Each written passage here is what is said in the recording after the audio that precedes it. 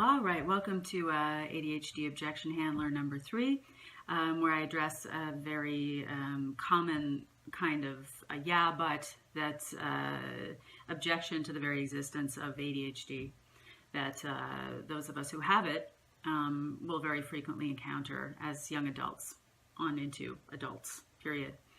Now, at the outset, I should say that I'm just a layperson who is uncommonly informed about ADHD and someone who has it, but I do not have any medical expertise and I am not licensed as a counselor, psychotherapist, psychologist, etc. So please take anything I say as an opinion piece because that's what it is. All right, so number 3, something that ADHD people get all the time, children, young adults, is to be told that we're just not trying hard enough. That if we would really apply ourselves, then surely we would be performing as well as everybody else would. Everyone else who's neurotypical and has the same advantages that we do, and the same talents we do, and the same circumstances that we do. And here's a refutation for that. This is, again, another way that is quite simple, where if someone is presenting with the symptoms of ADHD, but you're still throwing the yeah buts at them. Here's a way to throw the yeah buts back, and that is take a look at that person, the things that person really enjoys doing and finds really fulfilling. Take a look at the individual and see, and of course this is only something probably that someone who knows that person quite well would be able to do, but take a look at what really gets them going and take a look at what makes them really happy and joyful and interested and even hyper-focused, which is a symptom of ADHD, a little known one. Which also could be understood as the executive functioning deficit's expression of not being able to switch one's focus as well as would be expected for the developmental level associated with that person's chronological age. Yeah, take a look at those areas and see how well that person is performing in those areas, and see if the results of their efforts are measuring up at all to the level of demonstrated interest they have in those things, the amount of time they spend online reading about those things and learning about those things, and maybe talking to those they feel comfortable with about those things, and compare the achievement level with, as appropriate to the person's age and circumstances. Take a look at what their peers in many senses of that word, how they're doing in pursuit of their strong interests. How far they're getting ahead with getting, perhaps in their education and their accreditation and their training, in their maybe starting their own business about it, maybe starting their 4th business about it, pursuing it and actually obtaining results in those things that are of high interest. When you see someone with ADHD who's, who seems to be trying and seems to be really, really interested in the thing, but they're just not getting those results at all, and when you look into the matter, you can't account for it in any other way, why they're not. That should be, if it's in evidence with other symptoms of ADHD, and several of them, and if they're persistent and they're long-standing and they're causing other problems for that person, then that should be a huge red flag, and one more of probably several if you actually are informed about the disorder and know what to look for, to know what it actually looks like on the ground. And here's another thing too to keep in mind, is that this whole try harder thing is sort of an area where ADHD people with ADHD we can be our own worst enemies in this, actually.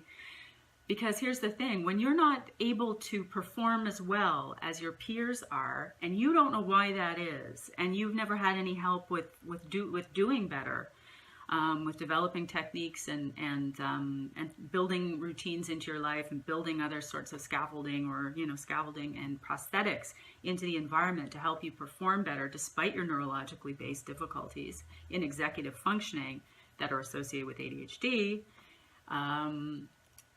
then you might be overcompensating. You might feel very embarrassed about that. It would be a pretty normal reaction to feel bad about that, and to feel that maybe they're right. Maybe you're not trying hard enough. So maybe you better stay up, really late all the time to make sure that you get all the work done, and you don't let people see you sweat. You don't let people see just how hard it is for you to achieve the same results or similar results to those of your neurotypical peers.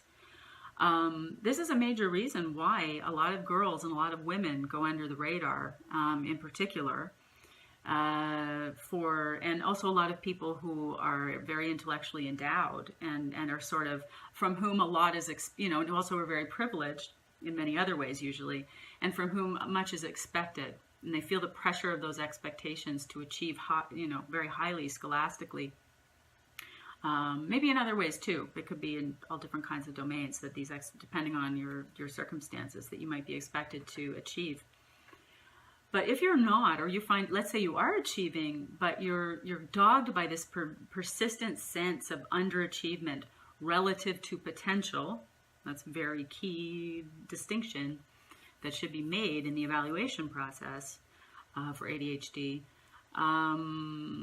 Or despite the fact that you are achieving, or if you are achieving as well as your neurotypical peers, but you have to put so much more time into it, you have so many more false starts, you have so much more difficulty getting started on the projects that you need to complete, then you have difficulty wrapping them up as well. You have difficulty, again, self-organizing on multiple levels and self-motivating intrinsically to perform to the same level as your neurotypical peers. This is how a lot of people with ADHD, with real deal ADHD, might go unperceived, because they're hiding that stuff.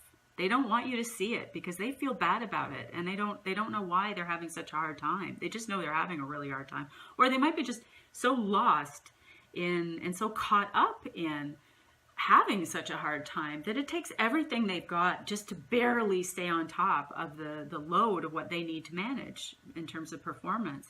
So they don't have anything left over to go and to explain it or try to account for it or whatever. They're just scrambling to stay in place just to tread water, So that's another reason why. That's another thing, is that it's not that all ADHD people are trying to the maximum that they can, but there certainly are a great many people with ADHD who are trying very, very hard, and you may or may not be able to see it, and they are still not able to perform unassisted without certain techniques and interventions and routines. They still are not able to achieve to the same level and perform to the same level as their neurotypical peers. So that might, that's another way that you can, that's one more thing that in the evidence of other symptoms and other signs and symptoms of ADHD, that's a red flag if that's happening. All right, a little more.